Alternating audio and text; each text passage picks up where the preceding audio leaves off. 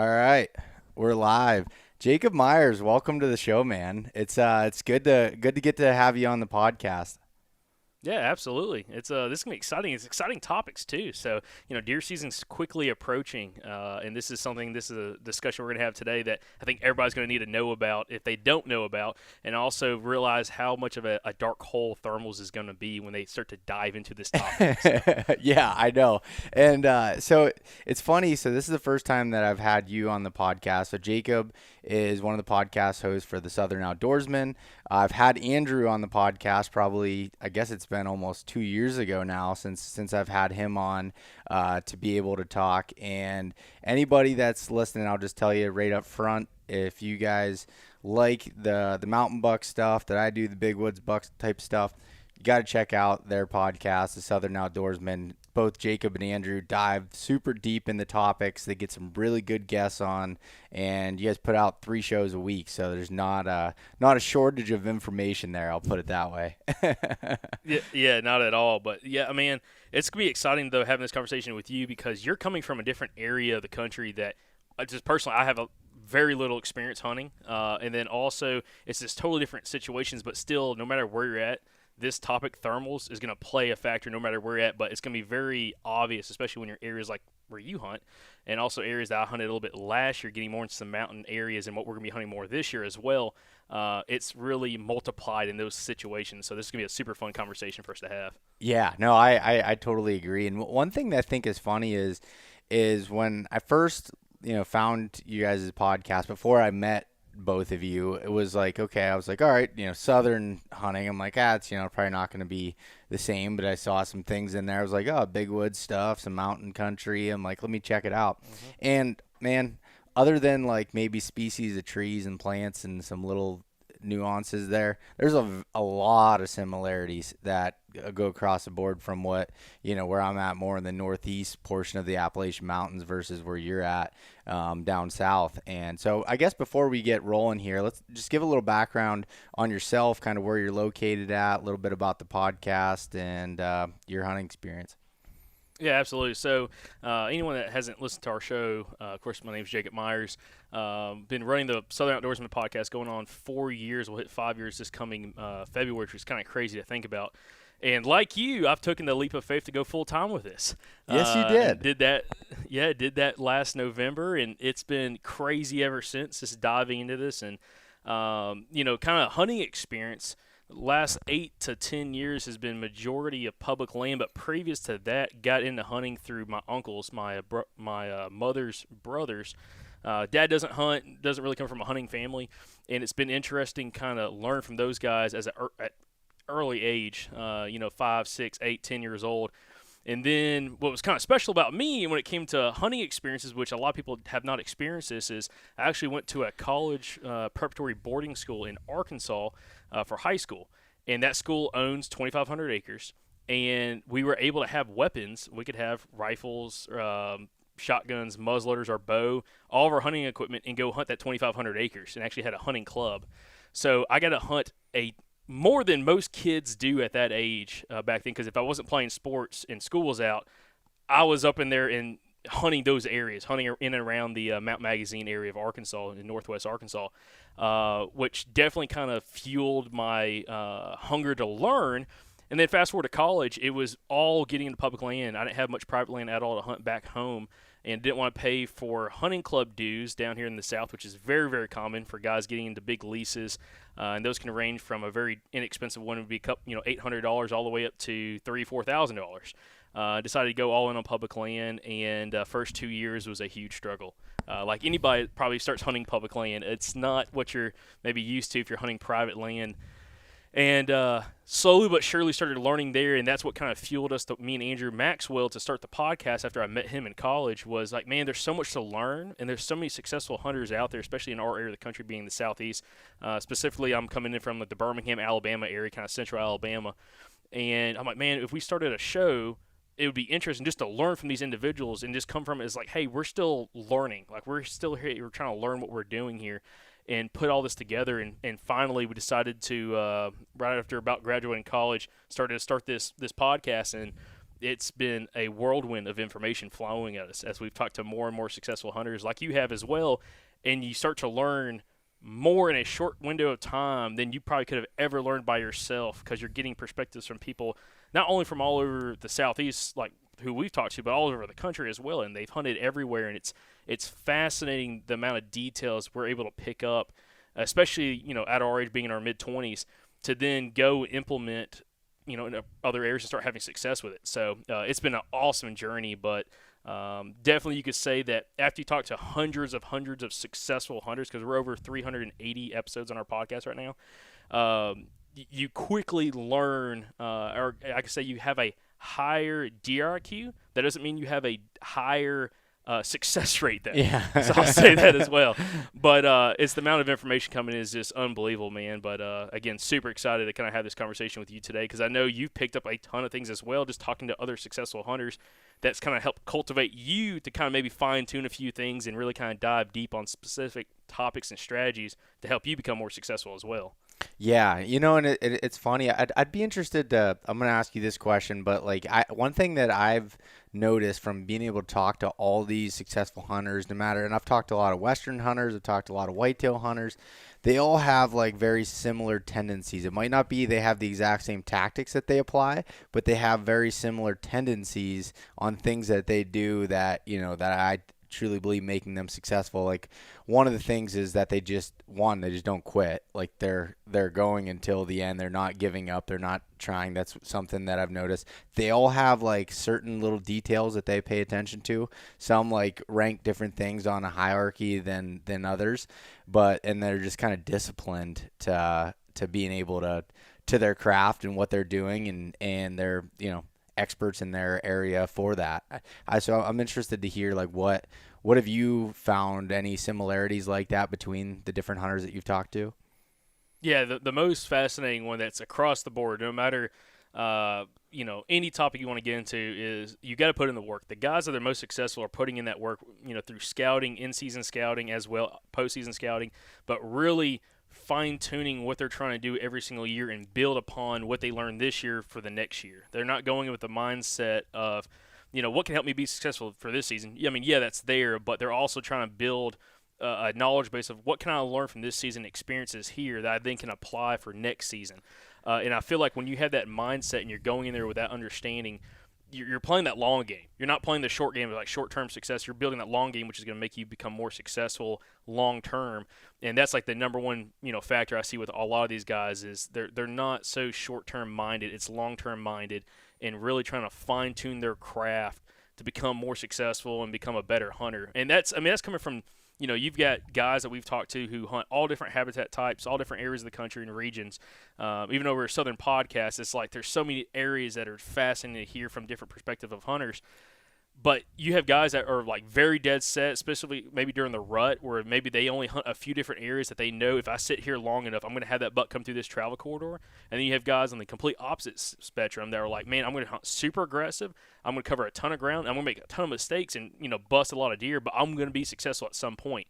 And all those guys are successful in their own light. They just have different strategies, but it all comes back down to building that knowledge base and learning what you're doing now to apply for next year and being consistent. So that's a huge factor for sure. Yeah, no, I think you hit the nail on the head there, and definitely seen those different consistencies, and it is funny, like you have the people that like to wait it out, and I felt like with my own like strategy of hunting, like I'm more aggressive early on, and then once it hits the rut time frame, I'm a person that's not as aggressive. Like I think even all the way up and towards in our region of the country, end of October, I'm pretty aggressive and moving around, and then once it's like rut, I'm getting in those funnel areas and I'm sitting and I'm waiting in that tree for days on end, which is hard when you scout so many different areas and you have like all these ideas on what could be good, or your cameras, if you have a cell camera going off, but like I know that it's going to be good. It's just low deer density, and I just gotta basically play that long game and wait it out. And that's kind of just like, and I've learned that out of a mixture of different from talking to people on the podcast. I feel like I feel like my dad plays a little bit more of the long game when he's, hunting the rut, and I've learned that growing up. And then I felt like I kind of transitioned mostly because I was taking in probably too much media, and I like went all in on being like extremely mobile and jumping around, and then I just was like struggling really bad. And I found like for me personally, I needed like a little bit of a middle ground there, and kind of change that depending on the time of the year. But that's me personally, kind of what I've learned through doing this podcast and everything else. So it's been pretty neat. Yeah, it's amazing. Again, you just find there's so many different ways to kill a deer. That's one I've had conversations with people like, how can you do, as many episodes that we've done, and a lot of those, talking about deer hunting and not get burnt out from it. And I'm like, there's like, if you just look at the grand scheme of things, like, it's not hard to kill a deer. Now, if you're talking about mature buck, it gets that much more harder. And then, especially if you start killing maybe a mature buck that's 5, 6, 7, 8 years old on public land, that's even that much higher potentially too because of the hunting pressure. And the one thing that we've come to realize is there's so many different ways to be successful. I mean, after talking to literally hundreds of successful hunters, like, some are similar, but they all do things slightly different. They have a different outlook on it. And that's the exciting thing when it comes to deer hunting that gets me excited for this fall, and probably a lot of listeners too, is no matter your style and strategy, like, you don't have to do this specific one thing to be successful. There's a bunch of different strategies and styles. It's just about being consistent with it. You can't try something for 2 weeks and be like, oh, I'm now moving on to something else. Yeah. Because that can really happen, especially if you listen to a lot of these podcasts, because you might get someone's take 1 week that does something very specific. Like, maybe they are that more aggressive hunter at all times of the year, and then you listen to somebody the following week that's like, oh man, I got this one couple areas that I know, like, these travel corridors are hot, and if I sit here long enough, I'm going to catch a buck coming through there. And they're the complete opposite of the previous guy, which is overly aggressive, moving around a whole bunch, the whole 9 yards. And if you try a little bit of both, you're going to have probably just a little bit of success. You got to stick with one and dive into it and have the confidence, but the confidence comes with time. You can't just fake confidence. No. And yeah, you hit that. I look back at my own personal struggles with even early at the beginning when I had the podcast, I started like having less success and taking longer to be able to kill a buck because I was jumping around and I'd get somebody on. I'd be like, oh, that's like, I'm going to go all in on that. And I'm like, all right, no, like, take a little bit from everything and kind of add it to your own strategy or have it in your mind and stick to your game plan because you can definitely chase your tail around quite a bit. But and that's where, like, with thinking about like wind and thermals, like, so I've hunted the big woods, I've hunted the mountains my entire life, and I've kind of, for the most part, was always just like gonna have winds doing what they want to do, and you deal with it. And I've just kind of, that was been my mentality. And it wasn't until, the last, I'd say 4 or 5 years that I've really tried to understand it more and pay attention to it and try to predict some of those things. And I feel like it's one of the most complicated things that can be in the whitetail woods and even out west. I mean, it's the same concepts that goes to the mountains out west, but I've learned so much from it and has helped a lot. I mean, even last year, just to start with a quick story, and then I'll go into yours, but I won't go into the full detail of it. But when I shot my opening day buck in Pennsylvania last year, that was all based on knowing that from trail camera knowledge and taking back and looking at the weather, that on predominantly southwest winds, this buck liked to travel down this creek bed, heading back to bed, coming from this new logging cut. And the wind was always in his advantage at that point with the way the wind was doing. But it was pretty close to this creek, and if I could get into a tree right above that creek, I could take advantage of the thermals from that cooler water rushing down.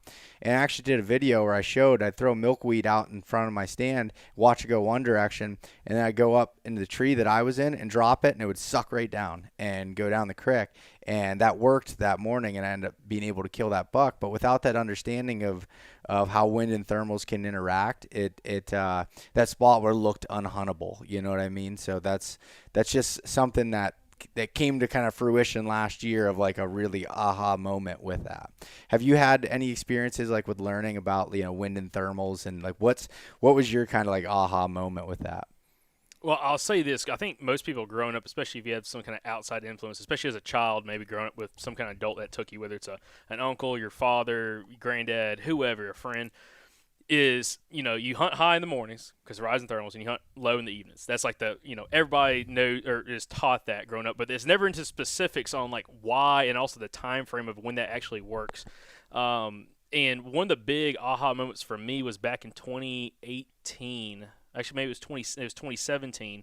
Up in Nashville or up in Tennessee, I was hunting some piece of private land I had up there, and it was a mix. It was an old cattle field or cattle pasture and cattle farm. It was about 40 acres, and it was for the first time they had their velvet hunt, which is in August.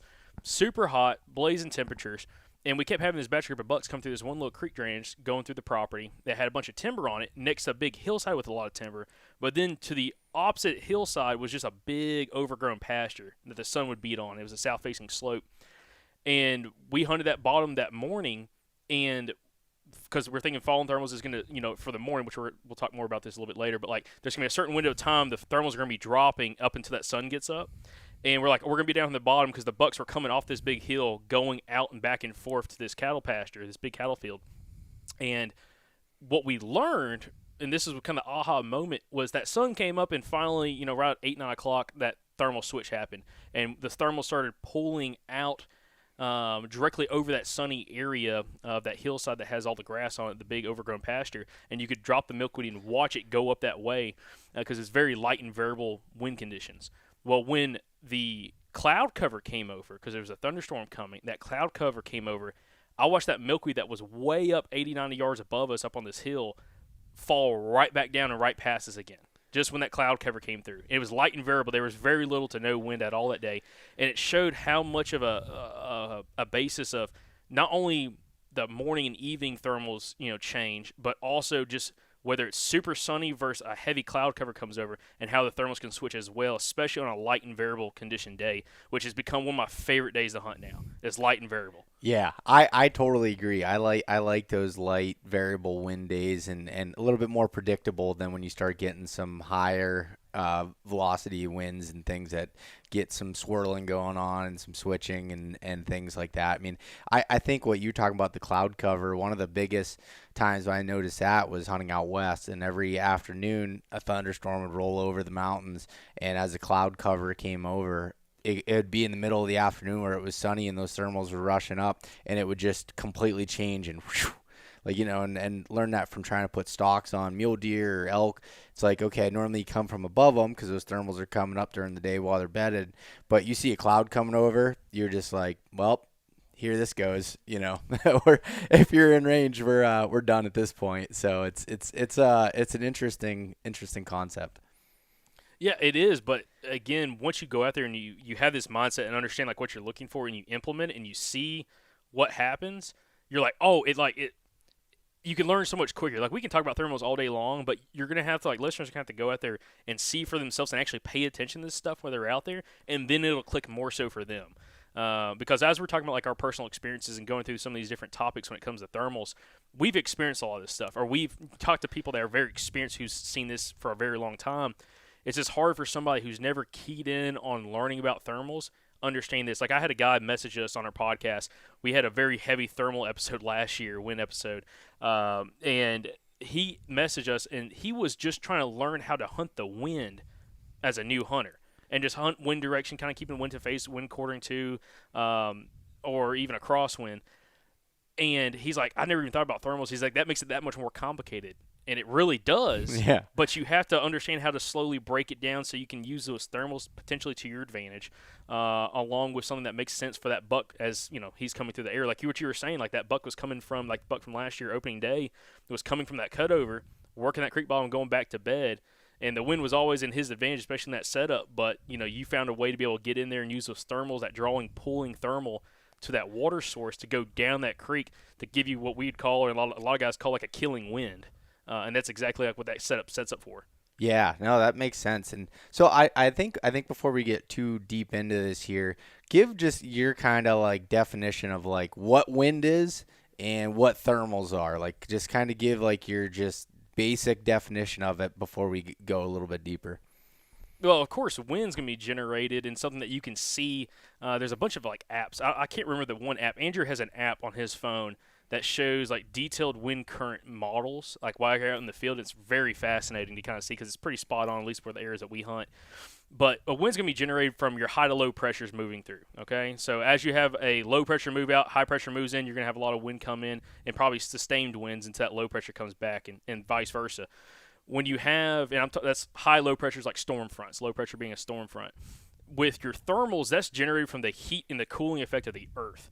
And in some areas, it's more noticeable than others. Like you're going to the Rocky Mountains, that's a huge surface area that heats up in the daylight. That when that thermal starts rising, it is a rushing effect. I mean, it feels like it's this wind, which a lot of people, I guess, you could say, maybe even overlook looking at wind direction while they're out there, but it's mostly just thermal effect, and then also the cooling effect as well. But even on flat land, like we have a lot of listeners that live in South Georgia, South Alabama, Louisiana, and it's flat. You still have thermal effect there. It's just not as noticeable if you don't pay attention to it. Yep. So again, it's just that heating, cooling effect of the earth, and there's a lot of factors that can change how quickly that thermal starts rising, especially when we start talking about leaf on versus leaf off conditions in the timber.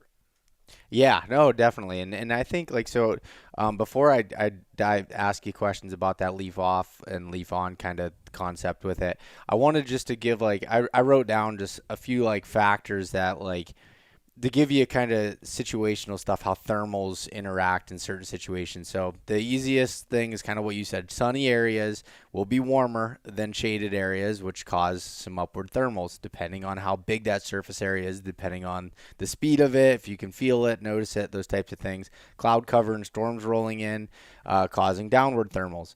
Areas with running water, typically cooler, causing those thermals to pull in the direction of the water. But that really depends on the water, the depth, the width, the flow rate. I don't actually calculate that stuff. I just kind of look at it and then, throw some milkweed and see if it's actually interacting. I did a video the other day with a small spring seep and wondering if I could use that for accessing, even in the afternoon to hunt this bedding spot. And like, will this actually work while everything else is sunny?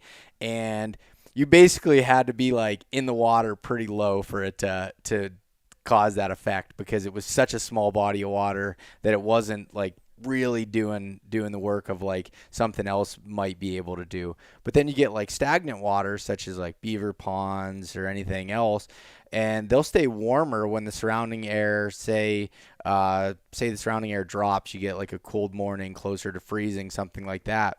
That'll cause consistent uphill thermals, and that's why I always like hunting around beaver ponds where I'll get a tree like right up against it, because you can have that water coming down, it's falling, the thermals are coming down, and hit that water, and then it goes up and your air goes up, and I call that like your bulletproof spot. Like you feel invincible up in the tree. You get up, you get in the morning, you draw your bow back and wait, because it's gonna happen, but and then like heavy thermal cover areas like hemlocks and pine trees hold heat when it's cold. So then you have a little bit of more of that uphill when it's really cold out. And then when it's warmer outside, it stays cooler in there. So I just did a video on my Instagram story the other day showing where this spot through almost all of hunting season until it gets into late season, you have downward thermals in there, no matter what time of the day, because it's just so shaded. And so like when I'm hunting that hillside, I hunt on the downward side of the trail, because that's just what it does. And I didn't notice that, and had not really found many areas that were that like strong with that's exactly how it worked, except for I just did it and I screwed it up, and then learning with milkweed and playing around with it. And then openings in the timber get more sunlight, create upward thermals in calm conditions. So like that's why like when you hear you can't hunt creek bottoms, a lot of things, and I do hunt a lot of creek bottoms, if I usually find areas that have like a little opening within that timber.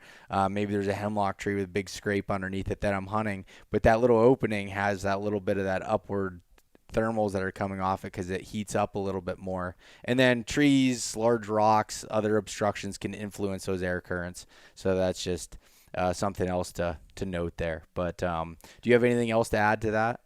Yeah, actually, you mentioned something I was going to bring up, and you just ran with it, which is pretty awesome. But the idea of like hemlocks, and we don't have a ton of hemlocks where we're at, but areas of the country that do, there's a specific part of Alabama that has hemlocks, but that's it. those they hold so much moisture, and our buddy Michael Pike, he talks a lot about this because he hunts that area that has a bunch of hemlocks in Alabama. That at all points of the day, it is like also I've seen this with mountain laurel too, which I'll talk about in just a second. But it holds so much moisture there, and the air is so much cooler in that shade that, like you said, at all points of the day, even if there's direct sunlight on that area, you're still having like a falling thermal effect right there while you're in that little hub. The second you get outside of that to the left or right, whether it's 10 yards, whether it's 40 yards, and you're kind of more out in the open or out underneath those hemlocks, then you could have a more upward pulling thermal, which we would call like a thermal split, where you have a splitting effect where at one point it's going down, at one point it's going up, and if you know how to use that to your advantage, you can have a ton of success finding that area and hunting that. Yeah, that's really so. What was he saying about the moisture? I'm So the interested. moisture content, yeah, the moisture content, especially like in some of those areas, it seems like it's more moist grounds too, compared to like going outside the hemlocks. It's a little more drier, and getting more direct sunlight. That moisture is holding that air, making that air more damp, making it heavier, and it's cold, keeping that thermal effect kind of pulling downhill throughout those hemlocks, especially if it's like a big drainage going up. And that's where it kind of Ah, like where you find them here. It's like they're covering these little drainages. It's not even like a creek. It's like just a gully going up a yep. hill, and that it'll have a pulling effect of thermals going downhill at all points of the day. But I've seen the same thing happen in mountain laurel in an area that we've scouted where it was a super dense, I mean, big mature mountain laurel. I mean, mountain laurel, it's 15, 20 foot tall, and you're actually like, you could walk underneath it like without a problem. And you get down in these big creek drainages, and it's like rising thermal when you're on the edge of the mountain laurel up above it. And the second you drop off into it, it's automatic, starts pulling downhill. Really hmm interesting. So what would you do? What would you do in an area like that? How would you use that to your advantage if you found something, whether it's the hemlocks or the mountain laurel, where it does that split? How do you look at a spot like that? So I can give this from a personal experience of a place we just scouted a few weeks ago that has a bunch of mountain laurel on it. Is we're actually going to be using one of the creek systems. It's a big ridge mountain system, at least big in Alabama standpoint. And the mountain laurel covers all the creeks for the most part. And as it's going up in a much steeper elevation, like it's the creek stays 18 feet wide, but it's just super thick with mountain laurel. And the deer aren't necessarily going down into it. They're kind of they're side hill and maybe crossing it, but they're not running the length of it necessarily. And it's a perfect place for access, whether it's morning or afternoon. Is walking that edge, going up inside that mountain laurel and traveling it because it's big enough for us personally. We can travel through it. And then getting to a certain point where we want to take a vertical approach going straight uphill instead of side hilling. So you get straight up out of that mountain laurel. In this one area we're trying to hunt, there's a big bed we found that's on this super long ridge point. And what we're talking about doing is, again, coming up through that creek system with that mountain laurel, morning or afternoon, pulling thermals no matter what. So we're going uphill. And then getting to the certain point where we can go straight up out of the mountain laurel and go straight up to the top of the ridge and come in from the back side of him, where that buck's going to be at. And the whole point of kind of going straight uphill is trying to get up where, even in the early morning, you're still having dropping thermals, but you're not side hilling where you're casting that scent linear, like kind of linear wise. You're casting that scent in a straight line, and that cone's kind of going straight down and kind of out, which is a lot better than if you were side hilling around for half a mile. And then kind of coming up at the top and then staging. And you've heard guys like, I know Nathan Killens talked about it on your show when we interviewed him. He talked about it, and a couple other guys too, of kind of using that advantage of that falling thermal in the morning to get up on the backside of that ridge or that mountain system, waiting for that sun to come up and that thermal start rising, and then going over the top of the edge. So when as you're coming over the top to get ready to set up at whatever elevation you're going down to, that thermal's already rushing back up, and they're not going over, when it's still dark. Yeah, no, that's that's a really cool that's a really cool area, and I guess I hadn't noticed it much with the mountain laurel. And most of the mountain laurel that I've hunted isn't that tall. It might be at the most 7 or 8 feet. That they get up to. I've seen rhododendrons, which I'm assuming would probably have very similar effects. Have you hunted any rhododendron type areas? I haven't, just because we don't really necessarily have it a lot down here. Pretty much all the guys I've talked to, though, that North Carolina, Yeah. and kind of that area of the Appalachian Mountains that has a ton of it, and it's definitely a factor like this.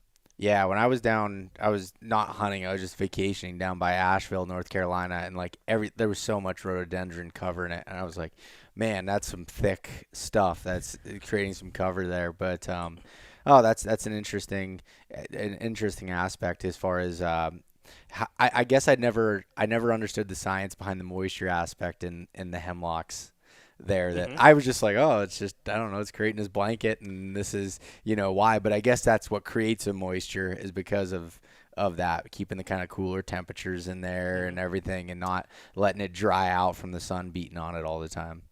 Absolutely, shades it out, and so it keeps that moisture there, which is going to keep a cooling effect. And also, I'm I don't know, you may or may not have noticed this up there, but I know down here in those areas, especially if it's not down in a creek drainage, but more kind of like up in a draw or a gully going up the ridge, that's where you'll find bucks bedding in the summertime because it's so much cooler Hmm. compared to like being up on top of that ridge point where it's a lot hotter air, it's a lot drier air. Instead, they'll might go in that one little pocket where they can still have a good sight advantage, visual advantage, but also smell advantage. But it's also cooler for them and keeping the bugs off of them.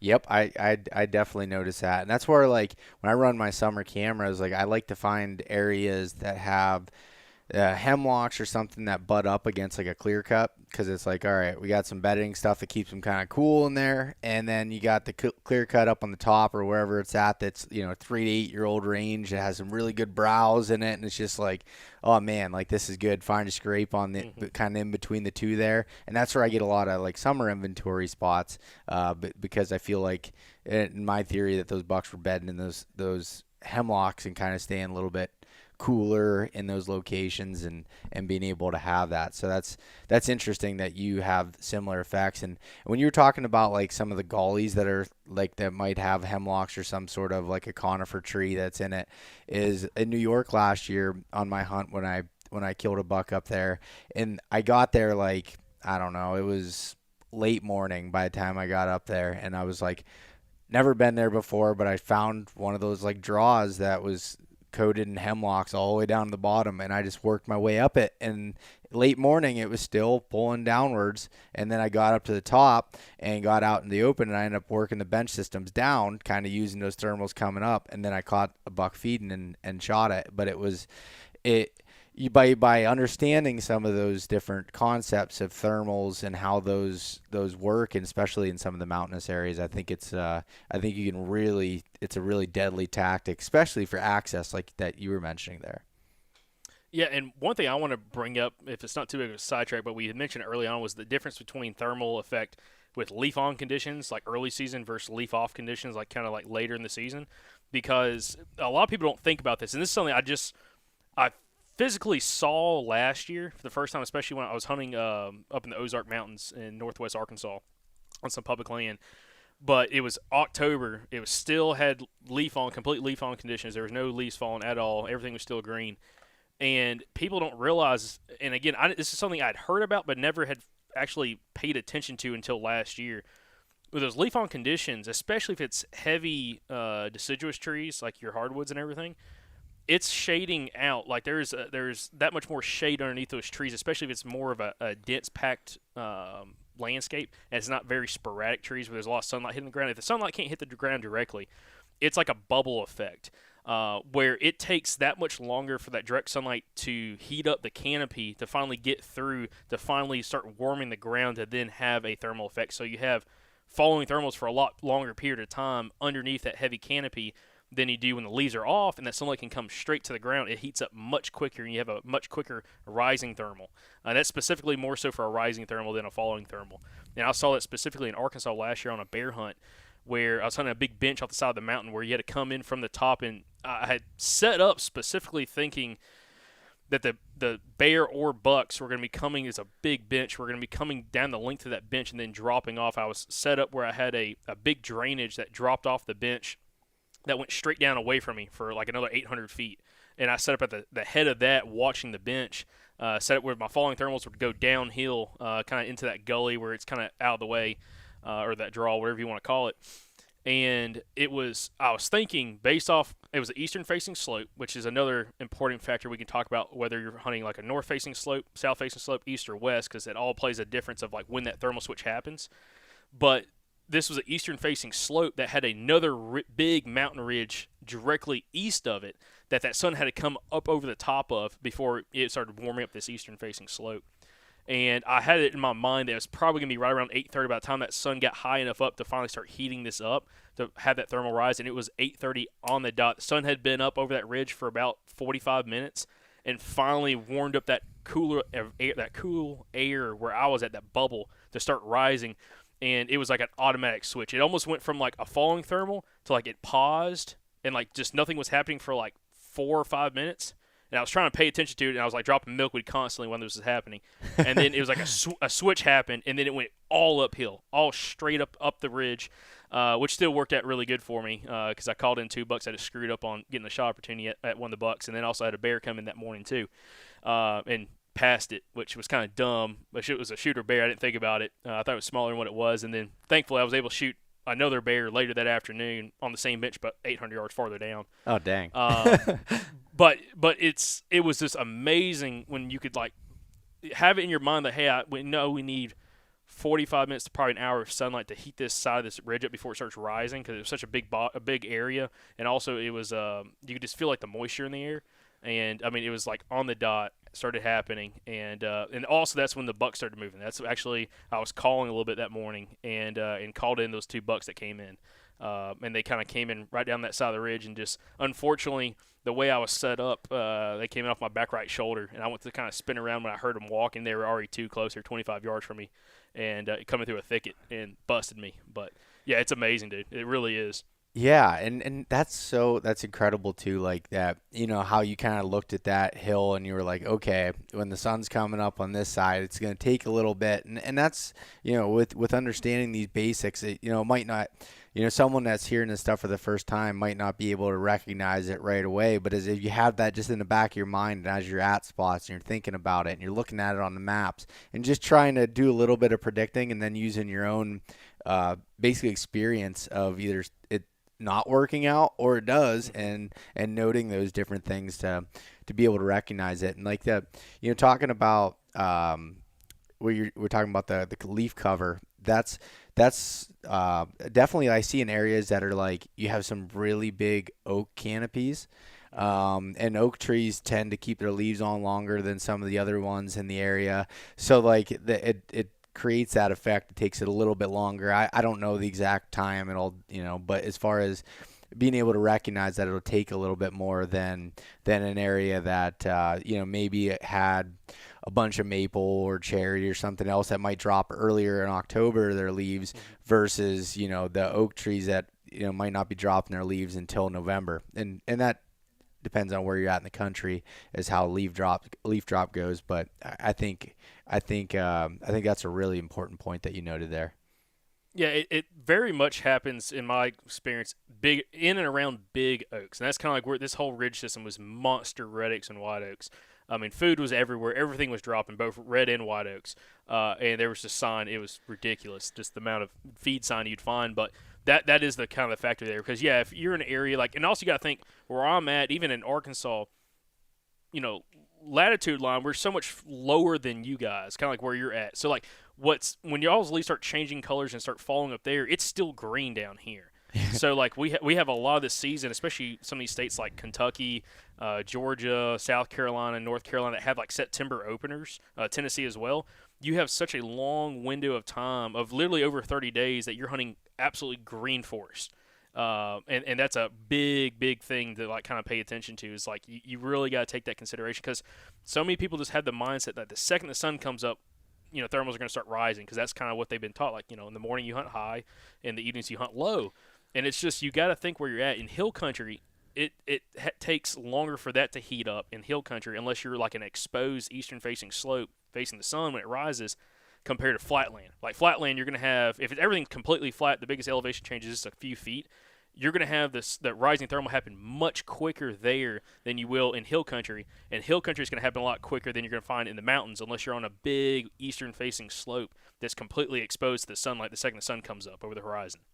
Yeah, no, and what you just said about, like, I can think of, like, the mountains, the Rocky Mountains.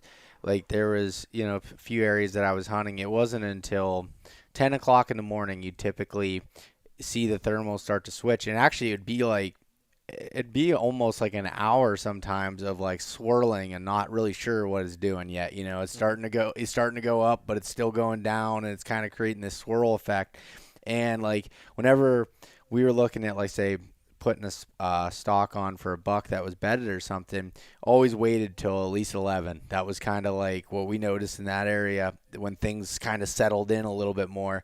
But you had to do it before the afternoon storm rolled in about 2:33. So you had like this window of when you could make a move, and that's a really important thing to note. So discuss a little bit, while you brought up east-facing slopes warming up quicker because the sun rising in the east. Like, explain that a little bit more, and kind of the different facing of the mountains and how that could affect that. Yeah, I mean, it's something that you really got to consider, especially when it comes to entrance points, and also like potentially why is that buck gonna be bedded there, and also the travel path. Of course, y'all have much harsher winters where you're at compared to like where we hunt. So, you're probably going to find, especially later in the season, bucks potentially bedding in areas where they have more exposed sunlight. Where down here, especially in Alabama, it's only like our cold conditions only last. I mean, cold, like getting down to the 20s or less, only lasts for like a day or two, and then it's back in like the 30s or 40s. So like it never gets so cold that they have to be in exposed sunlight for long periods of time. But when it comes to like the hunting aspect and also scouting, you've got to take all that consideration, because if you're wanting this is a great example. Last year in Arkansas, when I went to scout in September with my brother, who's in college up there, when we were scouting this place, he was running a lot of cameras. He's like, "Man, I want to hunt this." It was a big ridge system that ran east to west, and he's like, "I want to hunt the north side of that because there's a ton of bucks on in the morning." And I'm like, "Okay, but like how are you going to come in from?" He's like, "Well, I'm going to come in from the top." And I'm like, "Okay, but how are you going to set up?" And he's like, "Well, I was going to kind of sit up above the trail where they're kind of coming down." And I'm like, "You can't do that, because on that north-facing slope, in that tree canopy, in that cover, it's going to take so long before you have a rising thermal." And we actually went there, and where it's kind of like hanging around the area, and it didn't have a rising thermal until almost 11:30 in the morning on that side, because the sun took that long to get high enough up where it heated the bottom up below it to start rising those thermals. So I'm like, if you were going to do this, you'd have to come in from the bottom and then set it below the trail, because if you're going to hunt there, unless you're going to hunt till noon, which, of course, is always a good option if you get the time for it, you're never going to have a rising thermal there. Like, it's just not going to happen that early in the morning. And that's something that he kind of started saying, and he got more excited about, because he started sending me pins. He's like, "Oh, man, what do you think about this?" for different thermals and everything, as he's kind of learning, himself. But, like, you got to take that consideration. Like, if you're going to hunt a north side of a ridge, or even a west side of the ridge, or even south, if it's not facing east and you're going to hunt in the morning, you really need to pay attention how you're coming into it, whether you're coming from the bottom or if you have to come from the top. And if you come from the top, you want like a linear line going straight down to that spot, so you're not casting scent all over the place to the left, to the right for 400 yards. But it's so critical to kind of look at that. And when you start doing that, you start seeing a lot more deer. Like, I promise you, when you start paying attention to that kind of stuff, you're not busting deer before daylight as often. And then also, you're leaving a better opportunity for yourself if you understand how those thermals are falling in the morning, how to set up correctly, so you have a better chance of even seeing a deer, let alone trying to get a shot opportunity. And of course, if you understand, if you're hunting as hard as like what we're talking about doing, whether it's on a piece of private land or a piece of public land, you're putting all this effort in there. You don't need to cut yourself short on that entrance route that's going to screw you to not have a good opportunity, especially if you're hiking in there a good ways. But this kind of getting back to more your question as I'm kind of rambling through this, a west-facing slope, if you had a buck that was, say, potentially traveling on a west-facing slope and you could come in from the bottom, that would be an awesome spot to kind of sit down below that travel path, and you could hunt that probably till noon with still a falling thermal, as long as there's no other kind of wind conditions. If it's light and variable, killing spot right there, hunting down below them. If you're on the east side and it's a morning hunt, you're only going to have falling thermals for a limited time, and then it's going to switch. So you have to do one or two things. Either you're going to risk it and you're going to set up above the trail, say specifically if you're coming in from the top, and you're like, I'm just going to bank that, hey, he's probably not going to move until 9, 10 o'clock in the morning. So I'm kind of setting up, thinking that, hey, he's going to come through later in the morning. The thermals are already going to rise. I don't need to worry about moving. Or if you don't know for sure, you set up below them, especially if you have a drainage that comes up and you're hunting the head of a drainage, which I know you've talked a ton about kind of for setups, especially for the rut. And you're hunting the tip of that drainage in the morning. And then when that wind switches, you're doing one of two things. If the thermals start rising, you're doing one of two things. Either you're going to sit there and risk it and to see how it plays out, whether the deer are going to come through mid-morning or into the afternoon, or you're going to have to get down and then shift up 20, 30 yards above that travel path and then reset up again. So there's different ways to look at it. But you have to understand that thermal switch, because if you don't understand the thermal switch of when that could potentially happen in your area, you're shooting yourself in the foot, and you're going to be wondering why deer are busting you when you're supposed to have a rising thermal if you're not paying attention to it. Yeah. Oh, you just hit on such a gold piece there. Like the whole idea of setting up above or below the trail. And I'm not a person that typically likes to like get down from my stand and move into another tree. So like I look at it depending on, okay, if I'm hunting the head of that drainage like you're talking about. Typically my spots that I'm hunting in those types of places are during the rut, and I'm seeing more like late morning movement, like kind of, so I'll just set up above it, and just knowing that the first couple hours I'm either going to have to have an opportunity before he hits my wind dropping down, or but taking advantage, or not even going in a little bit later, walking in as it's getting daylight and kind of hunting my way in and setting up above that, and would have a less of a time of it coming down. And then, but then if it's like an early season spot where I'm hunting, like, I'm trying to hunt close to bedding and trying to catch them coming back to bed in that morning, I'm hunting below that trail because I'm only going to be hunting for a few hours, and then it's kind of dead after that. So that's kind of how I've looked at those particular locations, and tried to figure it out, I guess. But how about, like, okay, we talked a little bit about the mornings, with it heating up, and how some areas take longer. How does that affect in the evening?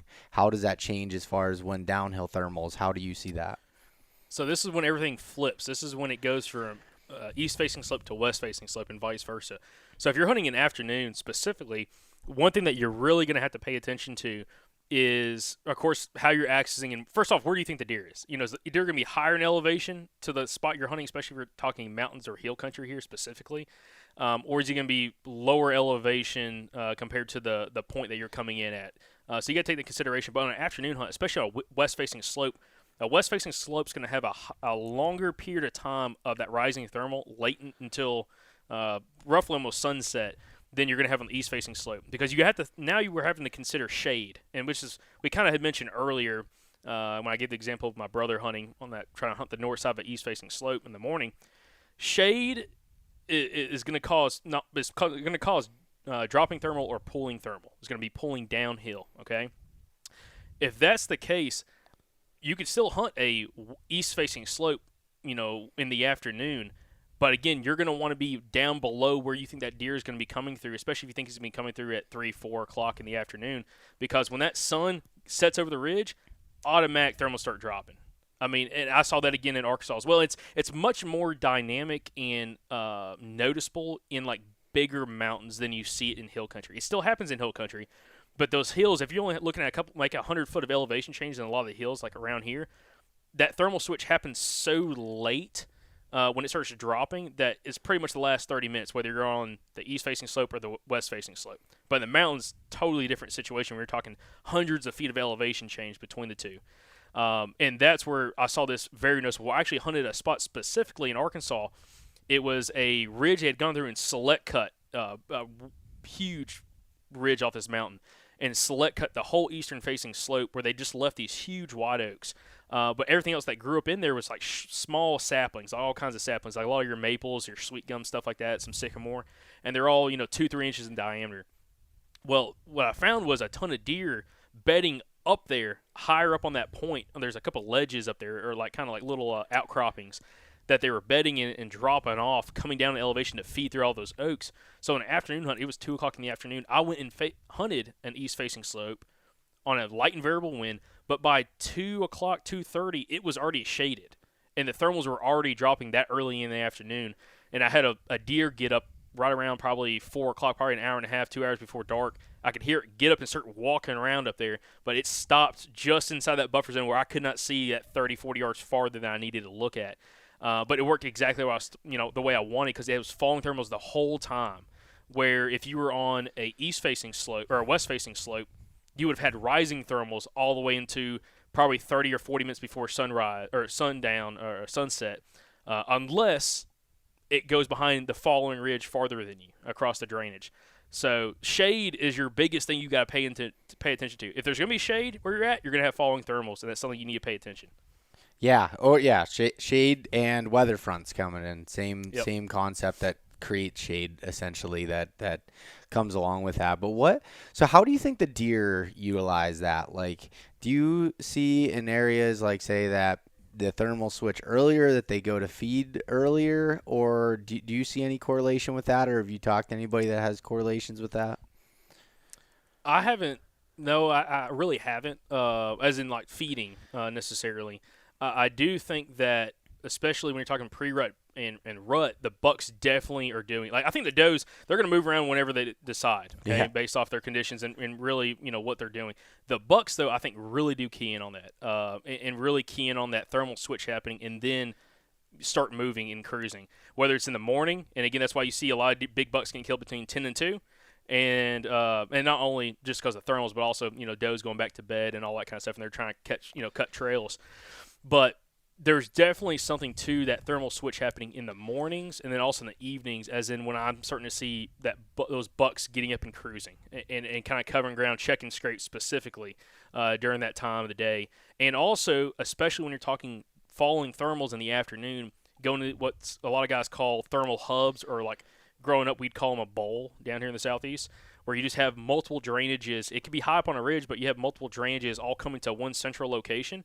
It was a great spot to find a big primary scrape, and those bucks going into one of those areas on, say, an east-facing slope that gets shaded by 2 o'clock in the afternoon. He may go down there by 3:30, scent check any does that may be bedded up above him on any of those secondary ridge points, and he can smell who's all in the area, which is something you can definitely key in on, especially for like your afternoon hunts. Or on the flip side, you can still do that on a morning hunt, but you have to know that you have a very short window of time, depending on what side that thermal hub's on of the ridge. You have a certain window of time that you're going to have falling thermals before the thermals switch, and then that spot's not going to be that good after that happens.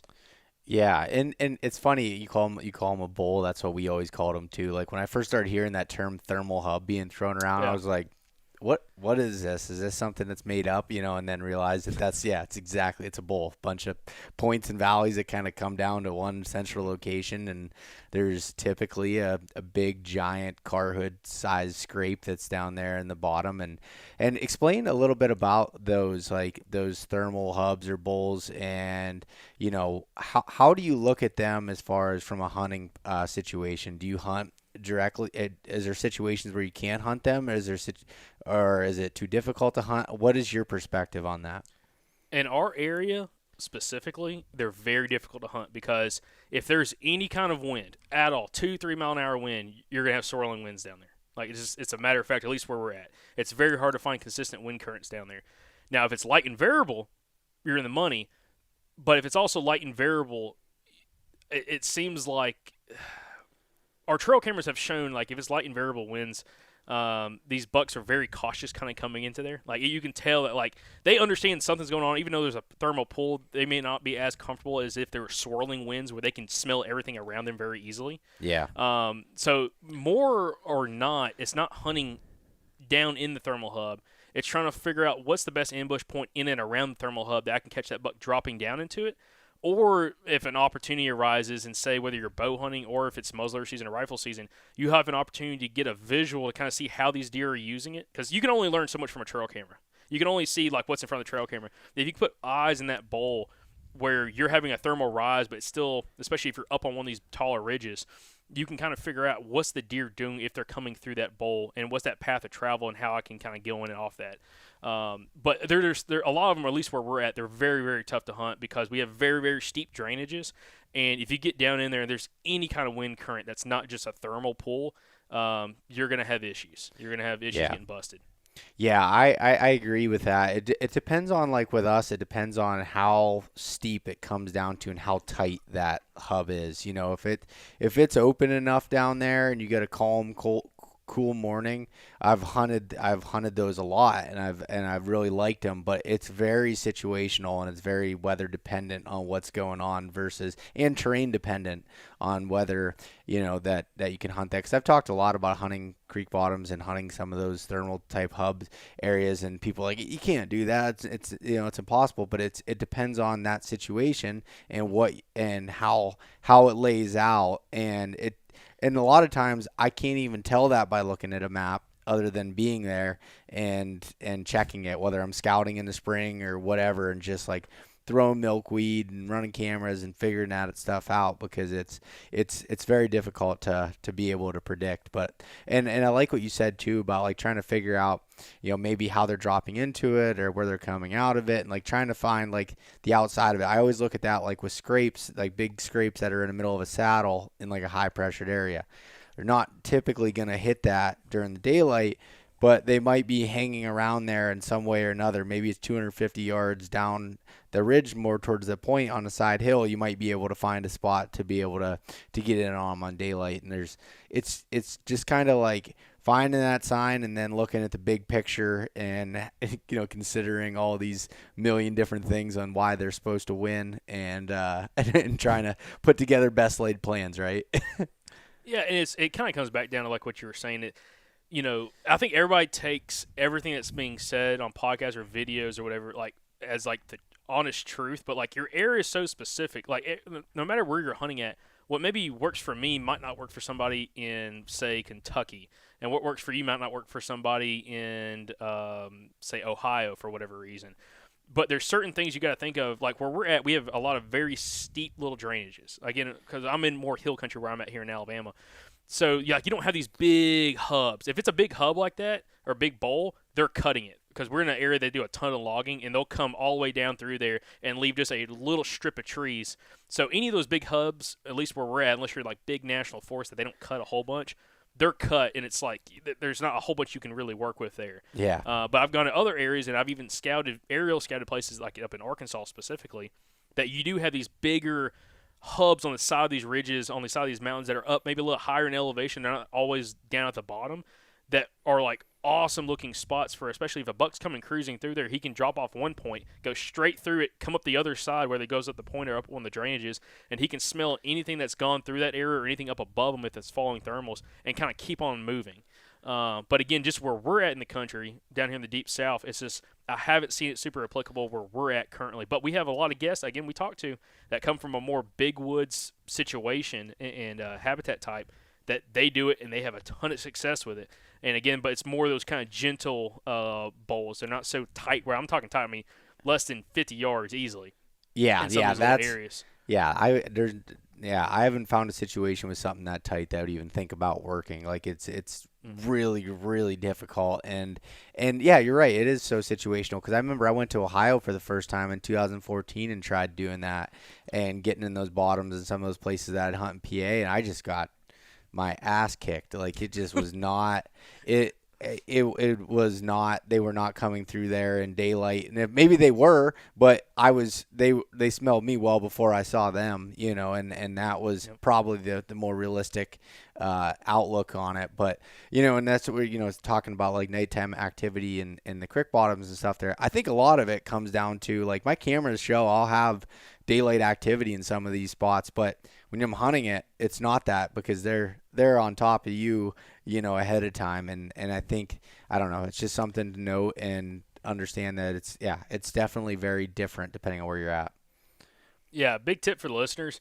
If you have a pattern on a buck based off trail camera, like he's always coming in here on XYZ, and you go in there, he doesn't show up, you're probably the outside factor of why he didn't show up. And you got to figure out, why was that? How did he smell or see me, or what happened? Hear me if I made noise, hanging a tree stand or whatever, that made that happen. And I hear that happen to so many guys, like, man, I got this buck. He's always coming in like my food plot or whatever. He's always coming through checking the scrape. And then I go in there and hunt him for a couple days. I just don't ever see him. I'm like, he knows you're there. Like, the other deer in the area are keying in on you based off however you're coming in. A lot of times I find it's from access. Guys that really slack. And I'm guilty of it too. I'm not talking like I'm like the poster child of excellent access. I'm not saying that at all. No. But I also have the understanding of like calling myself out, like when I am slacking, like, oh man, that was a stupid thing. I should have side hilled. I should have done the harder thing of just going up and over the top and dropping back down instead of side hilling around, because it would have been easier on my legs or whatever. So you can't have those excuses, because that's going to be a factor for you of like, hey, you might have a pattern, but he's keying on you somehow, and that's the reason why you're not seeing him. Yeah, and I know for myself personally, as the season goes on, the more laxed I get, and that's where you start making mistakes. Like, right at the beginning, you're on it. You got your access dialed. You're doing that. Well, after 5-6 days of hunting in a row, sometimes like even during the rut, it's like, well, maybe I could come in this way a little easier. Do that. Like, oh, there's not gonna worry about it, and that's the times that it screws you. And like, and again, I'm not the poster child for saying that, like as you said, Jacob, for this. But if you can have that mindset as like, okay, this is the last time I'm going to have to hunt this spot all year, and you have that every time you go in, I think you could do a lot better from that perspective. And to me, that's where it comes at, like with a lot of these really successful hunters that we both have interviewed, is like they don't let themselves slack, or if they do, they call themselves on it and they correct it. Because if you start slacking, especially like if you think about it, if you're like going gun ho early in the season, you got leaf on conditions, it's harder to see. Like you can't get as good of a visual long distance, and so does the buck. So yeah, maybe he kind of hears you walking away, but he can't really see you. If you start slacking come when the leaves are off, and he can visually see you, and you're kind of slacking on access, and you're kind of pushing the envelope in a dumb way that you shouldn't be pushing the envelope in, you're going to get busted, and it's just you're going to be having a lot of deer getting blown at you, whether you're not paying attention to how you're accessing based off wind and thermals, or it's more of a visual or hearing basis that you're not paying attention to your access, and you're just shooting yourself in the foot, and you're wondering why I've gone 8 hunts or 10 hunts and not seen a deer. Yeah. So a lot of that needs to come back. Like you got to look back at yourself. Like, what am I doing? Where am I? Why am I hunting these areas that look like they have a lot of sign? Whether it may be nighttime sign, and you might be screwing yourself because you're hunting a spot that has a lot of nighttime sign there. But you gotta look back at yourself. Like, what am I doing that's causing this, or what am I not keying in on that's not helping me? Lay visuals on some of these deer that I should be seeing right now. One of the things I learned from Johnny Stewart, that like from hunting with him and spending a lot of time around him in like the late season here, where we get like some snow and some crusty snow that's kind of loud walking for access, he does the whole heel to toe thing when he's walking to make him sound like a deer. And I had never thought of that. Like I thought it was crazy when he was first telling me it, and I was like, okay. Actually, it was the day I killed a buck with him, my biggest deer to date. We were walking in, and it was kind of a little bit crunchy snow, and he's like, heel to toe as you're going down. And I was thinking that in my head. He's like, because it sounds like the way a deer would walk more so than if you're just flat footing it and kind of coming in and rolling it. And I was like, that's an interesting perspective. And that's, again, someone who's just a natural, well, I shouldn't say natural killer. He built himself, but like those are things that they think about when they're, becoming, to be successful all the time, are these little nuances and these little things that come down to access and stuff that can really make a huge difference with it. Yeah, and another thing that you can do as well that some people don't necessarily think about, and I had a guy tell me about this, and I was like, man, that's ingenious, and I've done it a little bit, but is either using, if you're like in hill country, if you have a way to strap your bow to your back or your backpack or whatever, and you're going in, is either using, like not using a walking stick, but using a trekking pole, and walking with that trekking pole, and either use one trekking pole, and it kind of helps break up the monotony, and you can walk quicker, because if you do that heel to toe, you can only walk so fast doing that.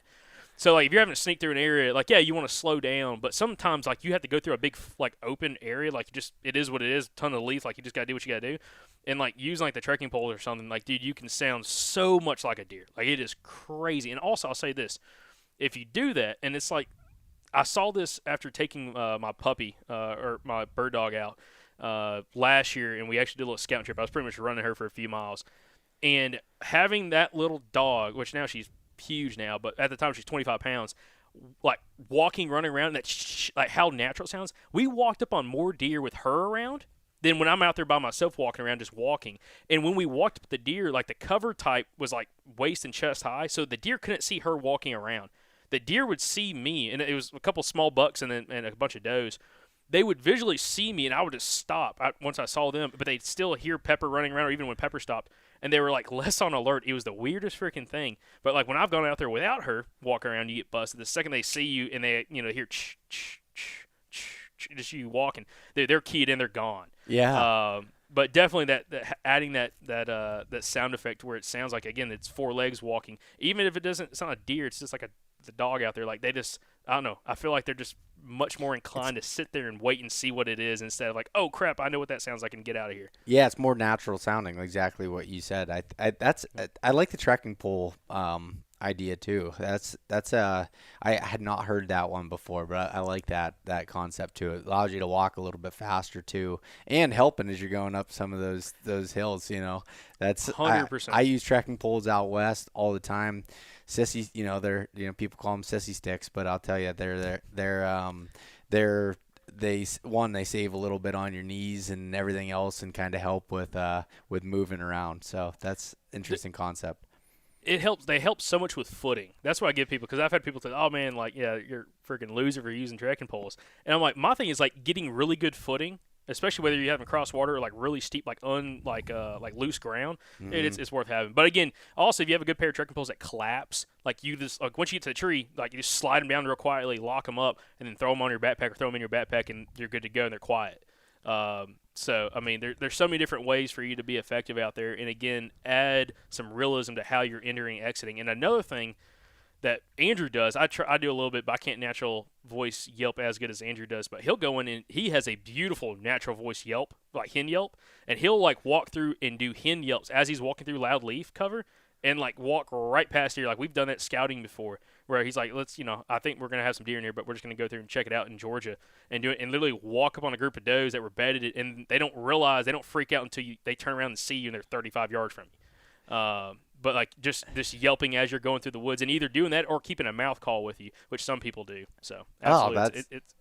Yeah, I like that. I like that. I don't have the natural yelp with my mouth, but well, actually, it definitely wouldn't work, because the only thing I can do naturally with my mouth is a crow call, and crows don't walk around on 2 feet like that. So I don't know if that would, would help out. Let me say this, because it has nothing to do with thermals, but I truly believe this. I think when deer, if you have turkeys in your area, I think when deer hear turkeys, it puts them at ease, because everything in the woods wants to eat a turkey. Okay? Yeah. Number one. Number two, you can make way more noise if you're yelping like that. I mean, we'll go through and walk through an area like we hunted a spot last year where there's no way to be quiet. Like, you're dropping into a very loud, like, drainage system that has a bunch of bedding in and around it, where it's a bunch of leaf litter. Like, it's just tons of leaves. Like, there's no way to walk quietly. And me and Andrew will walk in there and, like, sound like two turkeys walking. I'll call a little bit. And then you sit there, scratch the leaves, like, rake the leaves with your foot. I mean, make a lot of noise, because turkeys, if you ever hear a flock of turkeys in the fall, they make ungodly amount of noise, like walking through the woods. I mean, it's ridiculous. Yeah. And I've seen deer be bedded down or like walking around, and they hear turkeys, and they're just like, it's no big deal. They kind of keep on doing their own thing. They mill around, they feed. And we've walked up on so many deer doing that. Like, us walking up doing that, walk up, and then, like, when they finally see us, like, oh, God, and get out of here. But I'm telling you, like, if you don't want to do the trekking pole thing, like, the hen yelp works really, really good, except at night. It's the only time No. This is one. Yeah, well, yeah, that too in May during turkey season. But the one issue that Andrew's ran into, I've never done it, but if you call in a flock of turkeys while you're walking, which Andrew's done before, and then they flush, you're screwed. Like, because they make so much noise when they flush and they fly away, you're in trouble. But it's worked really, really well for us. And again, I truly believe, like, I've seen early season sitting in the stand on a hardwood ridge that's got a bunch of oaks dropping. A group of turkeys come in, and they're scratching, making a lot of noise, and literally, like, minutes later, like, you see, like we had, like, it was a young batch, a bunch of, like, 2.5-year-old bucks come just easing on in with the turkeys, feeding with them. And I truly believe that, again, if something's going to be out there and wants to eat something, it's going to want to eat a turkey. And they're so spooky anyways. I think the deer really do key off the turkeys and kind of their behavior and everything. And if the turkeys are calm, the deer are going to be calm. Yeah. Yep. I like that. That's an interesting way of looking at it. And you're right, because, like, the deer have a lot. They feel a lot safer than turkeys do. Again, everything wants to eat a turkey. I mean, just about any predator out there, small or big, has an opportunity at killing a turkey. So, and they're skittish and they have good eyesight. So, like, turkeys are typically gonna take off or do something a little bit, easier than even a deer would, I would say, from the eyesight perspective of it. Tell everybody where they can find out some more. Obviously, the Southern Outdoorsman podcast, anywhere there's podcasts, but is there anywhere else that you want to direct people to find out your stuff? Yeah, I mean, you can just go, and of course, if you're on social media, you can find us at the Southern Outdoorsman, and it's MEN, not Southern Outdoors Man, but Men, MEN. Or check us out on any major listening platform, the Southern Outdoorsman podcast. our podcast is a little bit different. This was very much more of a conversational show, and ours is like a lot of like getting like super detailed questions. But sometimes I wish it was more like conversational because these are like the more fun episodes, I think, Yeah.